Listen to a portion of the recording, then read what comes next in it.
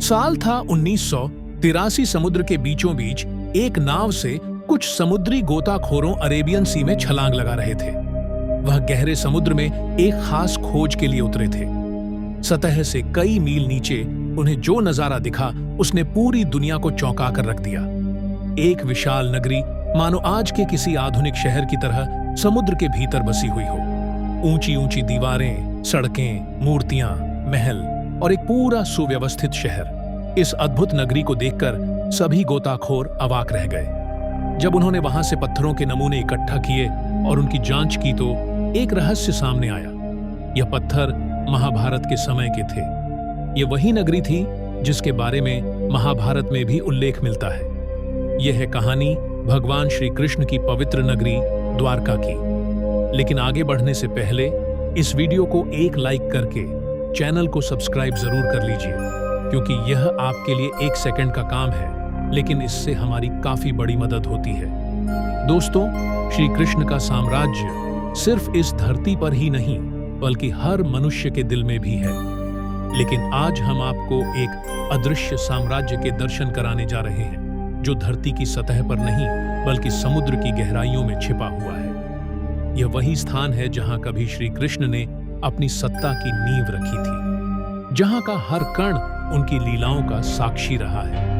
आज वहां केवल समुद्र की लहरों का शोर सुनाई देता है, लेकिन यह नगर जो कभी नदी और अरब सागर के संगम पर बसा था, आज भी श्रद्धालुओं के लिए एक देव भूमि के रूप में पूजनीय है।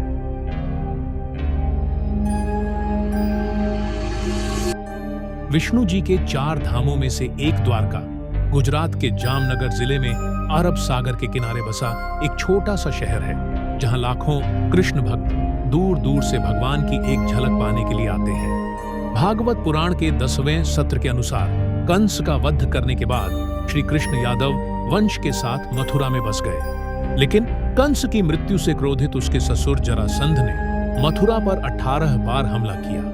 इन लगातार हमलों से परेशान होकर श्री कृष्ण ने मथुरा छोड़कर एक नई नगरी बसाने का निर्णय लिया। उन्होंने समुद्र के बीच एक विशाल शहर के निर्माण का आदेश दिया, लेकिन इसके लिए समुद्र देवता की अनुमति आवश्यक थी। तब श्री कृष्ण ने समुद्र देवता की आराधना की, जिससे प्रसन्न होकर समुद्र देव ने उन्हें 12 योजन भूमि प्रदान की। इसी धरती पर भगवान विश्वकर्मा ने द्वारका का निर्माण किया। द्वारका एक अत्याधुनिक नगरी थी, जिसकी योजना और वास्तुकला आज की शहरी संरचना को भी पीछे छोड़ देती है। सड़कों से लेकर सोने के महलों तक, बड़े दरवाजों, बगीचों और तालाबों को अत्यंत सुंदर ढंग से निर्मित किया गया था। इस नगरी के केंद्र में श्री कृष्ण का महल था, जो सबसे आकर्षक और भव्य इमारत थी। जब द्वारका का निर्माण पूरा हो गया, तब श्री कृष्ण ने अपनी योगमाया से पूरे यादव वंश को मथुरा से द्वारका ले आए। इसके बाद उन्होंने मथुरा जाकर जरासंध और कालियावन से युद्ध किया और विजय प्राप्त करने के बाद द्वारका लौटकर अपने परिवार के साथ सुख समृद्धि में जीवन व्यतीत करने लगे। द्वारका नगरी के डूबने को लेकर कई कहानियां और मिथक प्रचलित हैं। महाभारत के अनुसार श्री कृष्ण ने महाभारत के युद्ध में पांडवों का साथ दिया, जिससे कौरवों की हार हुई। परंतु कौरवों की इस हार से दुर्योधन की माता गांधारी ने क्रोध में श्री कृष्ण को श्राप दे दिया कि जैसे कौरवों का वंश नष्ट हुआ, वैसे ही यदुवंश भी समाप्त हो जाएगा। इसके बाद द्वारका में हालात बिगड़ने लगे और धीरे धीरे सभी यदुवंशी आपस में लड़ लड़कर मारे गए। जब सभी यदुवंशी समाप्त हो गए तो बलराम ने भी शरीर त्याग दिया। बलराम के जाने के बाद श्री कृष्ण अत्यंत दुखी हो गए और वन में अकेले विचरण करने लगे। एक दिन वे एक पेड़ की छांव में बैठकर गांधारी के श्राप के बारे में सोचने लगे। उसी समय जरा नामक एक शिकारी ने दूर से श्री कृष्ण के पैर के अंगूठे को हिरण का मुख समझकर तीर चला दिया। जब वह शिकारी अपने शिकार के पास पहुंचा तो उसने श्री कृष्ण को पहचान लिया और उनसे क्षमा मांगने लगा। श्री कृष्ण ने उसे अभयदान देकर शांत भाव से देह त्याग दी। श्री कृष्ण की मृत्यु का समाचार जब अर्जुन तक पहुंचा तो वे अत्यंत शोकाकुल हो गए। अर्जुन द्वारका पहुंचे और वासुदेव जी से नगर के शेष बचे लोगों को हस्तिनापुर चलने की तैयारी करने को कहा। इसके बाद अर्जुन ने प्रभास क्षेत्र में जाकर सभी यदुवंशियों का अंतिम संस्कार किया। अगले दिन वासुदेव जी ने भी प्राण त्याग दिए और उनका भी अंतिम संस्कार किया गया। अर्जुन ने द्वारका से शेष बचे स्त्रियों और बच्चों को लेकर नगर छोड़ दिया। जैसे ही वे लोग द्वारका से निकले, नगरी और उसका राजमहल समुद्र में समा गए। प्रचलित कथाओं के अनुसार गांधारी के श्राप के अलावा श्री कृष्ण के पुत्र सांब को भी आर्षियों से श्राप मिला था। एक बार महर्षि विश्वामित्र, आर्षि नारद, कण्व और अन्य देव द्वारका आए। यादव वंश के कुछ शरारती लड़कों ने श्री कृष्ण के पुत्र सांब को स्त्री वेश में तैयार कर अर्षियों से मजाक करने की सोची। उन्होंने ऋषियों से कहा कि यह स्त्री गर्भवती है और उनसे पूछा कि गर्भ में पल रहा शिशु कैसा होगा। अर्षियों ने उनका उपहास देखकर क्रोधित होकर श्राप दिया कि इस स्त्री के गर्भ से एक मुसल जन्म लेगा, जिससे पूरे यदुवंश का विनाश होगा। महाभारत के 23वें और 34वें श्लोक के अनुसार जब श्री कृष्ण 125 वर्षों तक पृथ्वी पर रहकर आध्यात्मिक लोक में जाने के लिए देह त्याग कर गए, उसी दिन द्वारका नगरी समुद्र में समा गई। यही वह समय था जब कलयुग का आरंभ हुआ। समुद्र के देवता ने एक बार फिर से उस भूमि को वापस ले लिया और द्वारका को डुबो दिया, परंतु भगवान श्री कृष्ण का महल बचा रहा।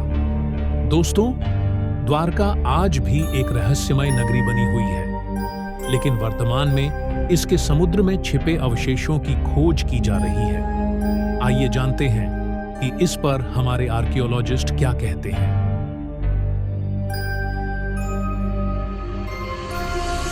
महाभारत के अनुसार प्राचीन द्वारका समुद्र में डूब गई थी और इस कारण यह आज एक महत्वपूर्ण पुरातात्विक स्थल के रूप में उभर रही है। सबसे पहले द्वारका के समुद्री अवशेषों पर ध्यान भारतीय वायुसेना के पायलटों का गया जब वे समुद्र के ऊपर से उड़ान भर रहे थे। इसके बाद 1970 में जामनगर के गैजेटियर में इसका उल्लेख किया गया।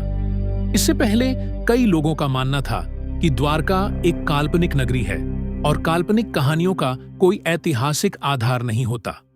महाभारत के अनुसार श्री कृष्ण ने कहा था कि द्वारका एक ऐसी भूमि पर बसी थी जो समुद्र से निकली थी। जब पानी ने दोबारा अपनी पुरानी जगह पर वापसी की तो पूरा शहर डूब गया। द्वारकाधीश मंदिर के पास शुरू हुई पानी के नीचे की खुदाई में कई प्राचीन मंदिरों के अवशेष मिले, जिससे यह स्पष्ट हुआ कि जैसे जैसे समुद्र का जल स्तर बढ़ा, मंदिरों को नई जगह पर स्थानांतरित किया गया था। इसने प्रसिद्ध भारतीय पुरातत्वविद डॉक्टर S.R. राव को प्रेरित किया कि समुद्र के किनारे खुदाई की जाए, जिससे पता लगाया जा सके कि इस डूबे हुए शहर के असली प्रमाण मिल सकते हैं या नहीं। 1979 में डॉमर राव और उनकी टीम ने इस खोज की शुरुआत की। उन्हें महाभारत की तिथि और इसके ऐतिहासिक प्रमाणों के संदर्भ में उभर रहे विवादों ने द्वारका के अनिश्चित उत्खनन के लिए प्रेरित किया। खोज के दौरान समुद्र की गहराइयों में द्वारका के महत्वपूर्ण अवशेष मिले, जिनमें 560 मीटर लंबी दीवार भी थी, जो महाभारत में वर्णित द्वारका की दीवार से मेल खाती है। पौराणिक ग्रंथों में उल्लेखित 50 खंभों में से करीब 30 खंभे इस खोज में पाए गए। इसके साथ ही उन्हें वहां से कई प्राचीन बर्तन मिले, जिनकी तिथि 1500 ईसा पूर्व से लेकर 3000 ईसा पूर्व के बीच मानी जाती है। खोज में करीब 500 से अधिक प्राचीन वस्तुएं प्राप्त हुईं, जिनमें पत्थर के ब्लॉक, खंभे और सिंचाई प्रणालियों के अवशेष शामिल थे। हालांकि इन खोजों की वास्तविक तारीख को लेकर विवाद जारी है, परंतु यह सबूत इस बात की पुष्टि करते हैं कि द्वारका कोई काल्पनिक नगरी नहीं थी, बल्कि वास्तव में मौजूद थी। भारतीय समुद्र वैज्ञानिकों का मानना है कि पश्चिमी तट पर मिले अवशेष 9000 साल से भी अधिक पुराने हो सकते हैं। 2005 में भारतीय पुरातात्विक सर्वेक्षण द्वारा द्वारका नगरी की खोज फिर से शुरू की गई। 2007 में कच्छ की खाड़ी के पास पुरातत्व विशेषज्ञों ने नौसेना के गोताखोरों की मदद से समुद्र के भीतर उत्खनन किया। वहां से उन्होंने चूना पत्थरों के खंडों को खोजा, जो एक विशाल और समृद्ध नगरी के संकेत थे।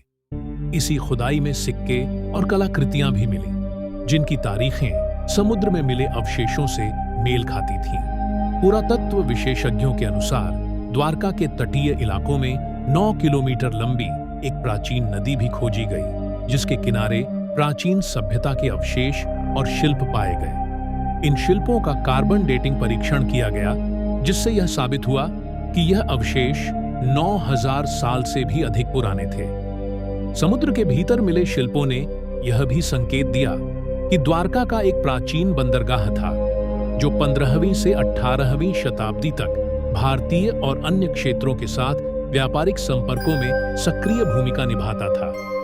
जैसे जैसे समुद्र का जल स्तर बढ़ता गया, श्री कृष्ण की नगरी द्वारका धीरे धीरे पानी में डूब गई। लेकिन सवाल यह है कि समुद्र का स्तर तो धीरे धीरे बढ़ता है, फिर महाभारत के महाप्रस्थानिक पर्व के अनुसार अर्जुन की आंखों के सामने कैसे एक ही पल में विशाल लहरें द्वारका को अपने बहाव में समेट ले गईं? आज भी कई लोग महाभारत, रामायण, भगवान विष्णु के अवतार और अन्य पौराणिक कहानियों को मिथक मानते हैं, लेकिन द्वारका ही नहीं, और भी कई खोजें इस बात का प्रमाण देती हैं कि मानव का अस्तित्व सिर्फ हड़प्पा और मोहनजोदड़ो के समय तक सीमित नहीं है, बल्कि उससे भी हजारों साल पहले का है। श्री कृष्ण की नगरी द्वारका सिर्फ एक पुरातात्विक खोज नहीं, बल्कि एक सांस्कृतिक धरोहर भी है, जो हमारी आस्था, इतिहास और विज्ञान को एक साथ जोड़ती है। जैसे जैसे हम आगे बढ़ते हैं, हमें यह याद रखना चाहिए कि प्राचीन सभ्यताएं और उनके अवशेष हमें सिर्फ हमारी संस्कृति का अंश नहीं, बल्कि उस समय की महानता और बौद्धिकता की झलक भी देते हैं। अगर आपको यह वीडियो पसंद आया हो तो इसे लाइक और शेयर करें और हमें कमेंट में बताएं कि आप और किस विषय पर जानकारी चाहते हैं। ऐसी ही अनसुनी, अनकही और अनदेखी कहानियों के लिए हमारे चैनल मिस्ट्री ऑफ इंडिया को सब्सक्राइब करें।